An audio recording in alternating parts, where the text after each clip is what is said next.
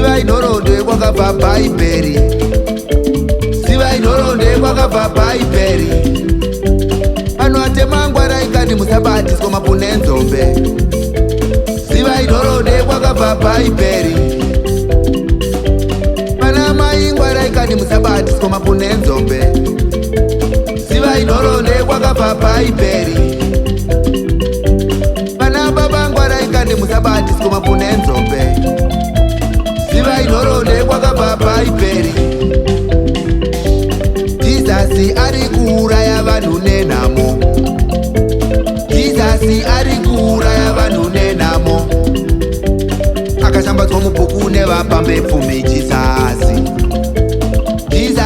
ari kuuraya vanhu nenhamo. Vakamanikidza zita raJesus kuti ritonge Afrika.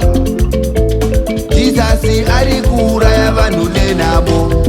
Mashavi edu uye mzona namo, mizimu yedu uye mzona namo, mondoro zedu uye mzona namo, tamenuka uye mzona namo, uye nanda uye mzona namo, birina kanyire uye mzona namo, kwangwadza uye mzona namo, kurunga wona.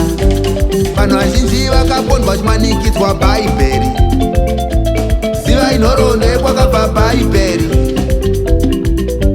Vanhu vatema vaipondwa vachimanikidzwa Bhaibheri, ziva inhoroondo yekwakabva Bhaibheri. Nyangwe varungu vaipondwa vachimanikidzwa Bhaibheri, ziva inhoroondo yekwakabva Bhaibheri. Bhaibheri zano remupa pepfumiwo, ziva inhoroondo yekwakabva Bhaibheri. Bhaibheri rakanyorwa nemupa pepfumi, ziva inhoroondo yekwakabva Bhaibheri.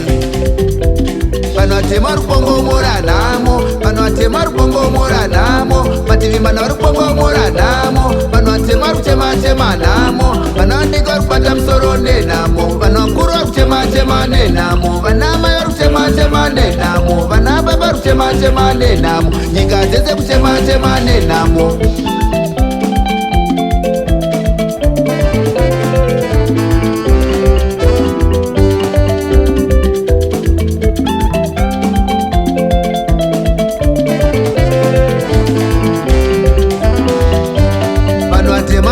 Ikanizorai moyo,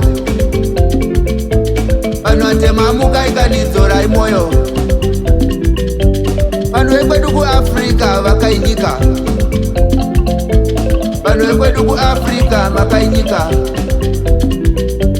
Bhaibheri ibhuku rine ngozi, ziva inhoroondo yekwakabva Bhaibheri. Bhaibheri ibhuku rizere ropa kani, ziva inhoroondo yekwakabva Bhaibheri. Vazhinji vakafa vachideedzera, ziva inhoroondo yekwakabva Bhaibheri. Vazhinji vakafa vachisungirirwa, ziva inhoroondo yekwakabva Bhaibheri.